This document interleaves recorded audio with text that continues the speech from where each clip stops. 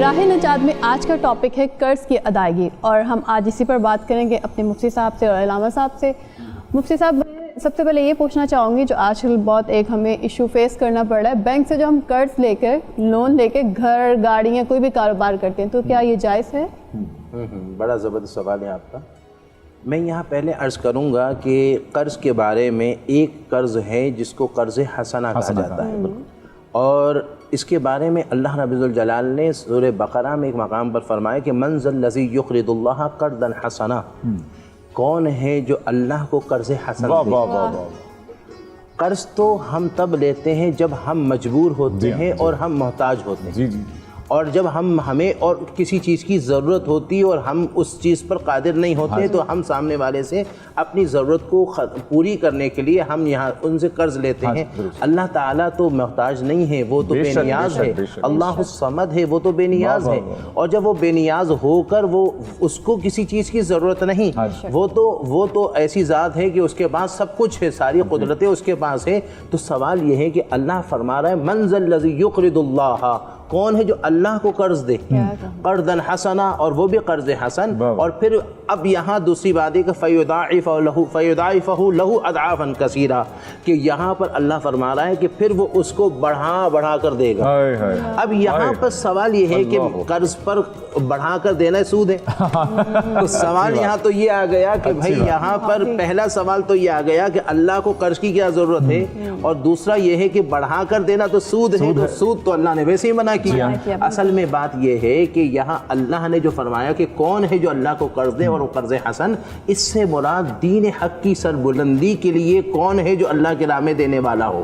اور دین حق کی سربلندی کے لیے جب اللہ کے بارگاہ میں دیتا ہے، مال و متاع دیتا ہے، تو یہ دینا اللہ ہی کا دینا، اللہ ہی کو دینا ہے، چونکہ اللہ نے فرمایا ان اللہ اشتری من المؤمنین انفسهم واموالهم بان لهم الجنہ، کہ اللہ نے مومنوں سے ان کے مال کو خرید لیا ہے، ان کی جان کو خرید لیا ہے جنت کے بدلے میں۔ تو یہ اللہ نے جو خرید لیا، اللہ نے خرید لیا، اس سے مراد کیا ہے کہ دین حق کے لیے جو لوگوں نے راہ خدا میں مال دیا، اپنی جان دیا، تو یہ اللہ نے لے لیا ہے۔ تو جس طرح وہاں پر مال لے لیا، جان لے لیا، اور اس کے بدلے میں جنت دی، تو اسی طرح دین کے لیے جس نے کچھ راہ خدا میں دیا تو وہ اللہ رب الجلال کے بارگاہ میں وہ قرض حسنہ ہے، وہ دیا، اور اس کے بدلے میں اب یہاں پر سوال یہ پیدا ہوتا ہے کہ اللہ نے دیا دین حق، اللہ کے بارگاہ میں جو ہم نے دیا وہ اللہ کے بارگاہ میں وہ دین حق کی سربلندی کے لیے ہم دے رہے ہیں۔ اب یہاں پر جو میں نے عرض کیا کہ جب یہاں پر جب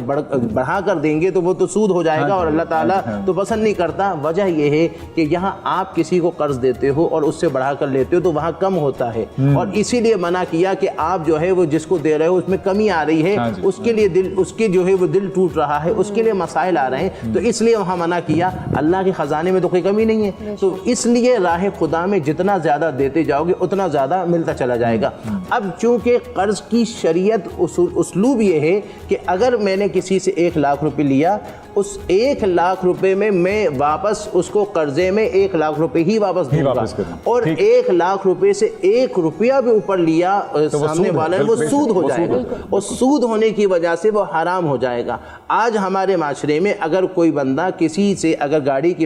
کے لیے اگر قرضہ لیتا ہے، یا پھر وہ وہاں پر وہ کیا کہتے ہیں لون وغیرہ گھر کے لیے لیتا ہے، تو اب یہاں پر جو لون کے لیے لے رہا ہے تو وہ جتنے لے رہا ہے اس سے زیادہ دے رہا ہے، تو یہاں جب 1 روپیہ بھی اگر زیادہ دے گا تو وہ سود ہو جائے گا۔ تو رکنا کس کو ہے؟ بینکس کو رکنا ہے یا ہمیں ان کو دینے سے منع کرنا؟ اصل میں پتہ ہے حضرت ابراہیم بن ادھم رحمۃ اللہ علیہ فرماتے ہیں کہ جب کسی نے کہا حضرت گوشت بہت مہنگا ہو گیا، آپ نے کہا سستا کرو، کہا کیسے کرنا کھاؤ۔ سر لیکن میرا یہاں پہ سوال ہے، مجھے جب اس ٹاپک کے بارے میں پتہ لگا، ہمارے جاننے والے ہیں ماشاءاللہ، اللہ میاں نے ان کو 5 بیٹیوں سے نوازا ہے، اب چونکہ وہ ایک نوکری پیشہ انسان ہے اور ایک کے بعد ایک بیٹی کی شادی کرنی ہے، اور ظاہر ہے اب وہ ان کا جو پہلا رجحان یا جیسے ان کا پہلا ذہن جو مانتا ہے وہ یہی ہے کہ وہ بینک سے لون لے،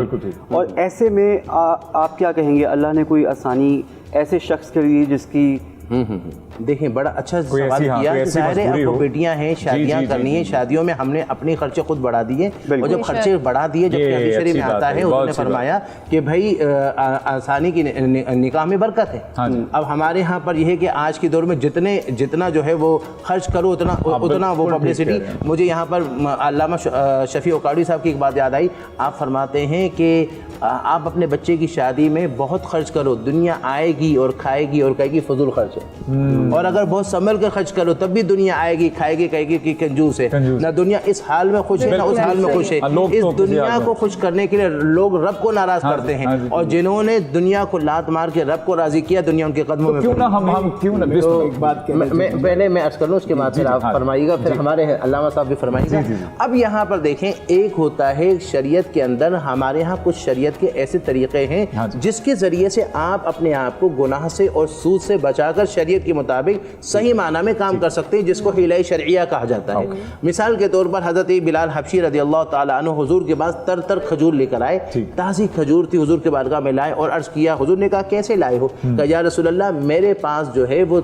پرانی کھجور جو تھی وہ زیادہ تھی, میں دکاندار کے پاس گیا, میں نے کہا یہ لے لو اور اس کے بدلے میں مجھ کو تازی کھجور آدھی دے دو. اب دیکھیں سود تب ہوتا ہے جب جنس ایک ہو اور اس میں زیادتی ہو تو وہ سود ہوتا ہے. ویسے روپے پر روپا یہ ایک ہی جنس ہے, اور اس پر جب جاتی ہوگی بڑھوتری ہوگی تو وہ سود ہوگا. حضور نے کہا نہیں, ایسا نہیں کرنا چاہیے تھا. طریقہ یہ کرتے کہ تم اس کو یہ پرانی کھجور بیچ دیتے, اور اس کو بیچنے کے بعد اس کی جو رقم آتی اس سے تم یہ تر کھجور لے لیتے, تو اس صورت میں تمہارے لیے جائز ہو جاتا. تو یہاں پر فقہا فرماتے ہیں کہ ایک طریقہ یہاں پر ہے جس کو اجارہ کہا جاتا ہے, جو میزان بینک وغیرہ میں اسلامی بینکنگ کے اندر ہے, کہ آپ ایسا طریقہ اپنائیں جس کو کرائے کے مد کے اندر آپ اپنے آپ کو ایسا وہ کریں کہ آپ کا وہ سود والا یا حرام طریقے سے نہیں ہو, اسی کو جائز طریقے سے آپ جو ہے وہ اپنے لیے آپ مکان کا اہتمام کر سکتے ہیں. بالکل ٹھیک ہے. تو اجارہ کی کچھ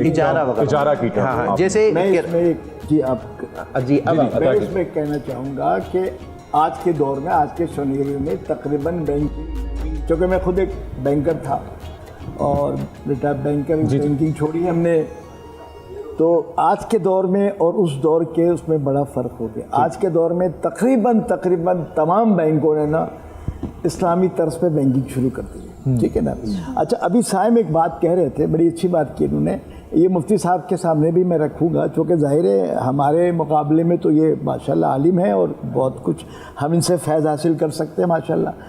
کہ بات یہ ہے کہ جیسا کہ انہوں نے کہا ایک شخص ہے اور وہ نوکری کرتا ہے, اس کی ایک بندی تنخواہ ہے, اس کے 5 بیٹیاں, یہ کہہ رہے تھے نا, 5 بیٹیاں ہیں. اب ان بیٹیوں کی شادی بھی کرنی ہے. اچھا, مفتی صاحب کی بات یہاں بہت اچھی ہے کہ بھائی اپنی چادر دیکھ کے پیر پھیلاؤ, ٹھیک ہے نا, تو یہ فضول خرچی مت کرو. لیکن شادی میں بھی تو کچھ اخراجات چاہیے نا, لیکن اس سادگی میں بھی اس کی تنخواہ اتنی افورڈ نہیں کر پا رہی ہے کہ وہ 5 بیٹیوں کی شادی کرے. تو اب کیا کہتا ہے ہماری شریعت یا ہمارا دین کیا کہتا ہے کہ اس کو ایک فیسلٹی, کوئی قرض دینے کو تیار نہیں ہے. ہم نے آپ سے مانگا, آپ نے کہا نہیں یہ میرے پاس تو ہے, جو عموماً ہوتا ہے, ہوتے ہوئے بھی آج کے دور میں کوئی کسی کو دے. تو اب اس کے ایک راستہ نظر آتا کہ میں بینک کے دروازہ کھٹکھٹاؤں اور بینک سے اتنا پیسہ لے لوں جس سے میری ضروریات پوری ہو جائے, ٹھیک ہے نا. اب وہ پیسے لے کر اگر 1 2 3 4, جو کہ فرض ہے, شادی کرنا ایک فرض ہے ہمارے اسلام میں, اور بیٹی کو بھیجنا بھی فرض ہے, تب وہ پیسے لے کے اگر وہ اپنی شادی اپنی بیٹی کی انجام دے دیتا ہے, تو اس صورت میں دین اسلام کیا کہتا ہے؟ کیا وہ پیسہ نہ لے یہ سوچ کے کہ یہ پیسہ غلط ہے یا سود ہے, اور بیٹی اسی طرح بیٹھی رہے اور پھر وہ اپنے گھر نہ جائے, اس بات کے لیے ٹینشن ہو, اذیت ہو, اس سلسلے میں, یا پھر پیسہ لے, اس سلسلے میں آپ کیا فرمائیں؟ دیکھیں حضور اسلام, میں نے یہ ابھی دوران جواب میں عرض کیا, حضور فرماتے ہیں کہ آسان نکاح میں برکت ہے, اور آسان نکاح میں جب ہم حضرت فاطمہ الزہرا کا نکاح دیکھتے ہیں, حضرت فاطمہ کہتی ہیں میں گھر میں کام کر رہی تھی, جھاڑو دے رہی تھی, کہ حضور نے مجھے فرمایا, حضور صلی اللہ علیہ وسلم نے, اچھا یہ بھی ہماری بیٹیوں کے لیے نصیحت ہے کہ حضور صلی اللہ علیہ وسلم نے حضرت فاطمہ سے مشورہ کیا کہ تمہارا نکاح حضرت علی سے کرنا چاہتا ہوں, آپ نے رضامندی کا اظہار کیا. تو اس کا مطلب یہ ہوا کہ باپ کو چاہیے کہ اپنی بیٹی کو زبردستی رشتے میں وہ نہ کرے, بلکہ اس کی بیٹی کی رضامندی ہونا چاہیے. اب سادگی میں آپ علیہ الصلوۃ والسلام نے نکاح پڑھایا اور نکاح پڑھانے کے بعد 2 سے 2.5 مہینے گزرے تھے. حضرت فاطمہ کہتی میں گھر میں جھاڑو لگا رہی تھی, کام کر رہی تھی, اسی اسنا میں آپ نے فرمایا کہ فاطمہ کی آج رخصت کر دیں, اور وہاں پر جو ہے وہ رخصتی کے حوالے سے وہاں وہ بھیجا گیا. اور سادگی میں آج ہم نے ہی اتنا وہ بنایا کہ بیٹی کی طرف سے جہیز آئے, وہاں فرنیچر آئے, ہم نے وہ ایسا کر دیا. ہمارے یہاں سادگی کو لے کر آنے پڑے گا. اور پھر یہ کہ مہمان کے کچھ افراد آئے, آلو چاول بنا لے, آلو چھولے بنا کر کھلا دیں, جو بھی ہم, یعنی یہ ایک میں نے جتنی استطاعت ہے اتنا کرے. ورنہ اللہ نے فرمایا کہ آمنوا اتقوا اللہ وذروا ما بقی من الربا ان کنتم مؤمنین فان لم تفعلوا فاذنوا بحرب, کہ ایمان والو اللہ سے ڈرو, اور یہ ہے کہ وذروا ما بقی من الربا, اور جو کچھ بھی سود میں سے اس کو چھوڑ دو. اور فرمایا اگر تم مومن ہو, یہ ایمان, اور اگر نہیں چھوڑو گے اللہ نے فرمایا اعلان جنگ.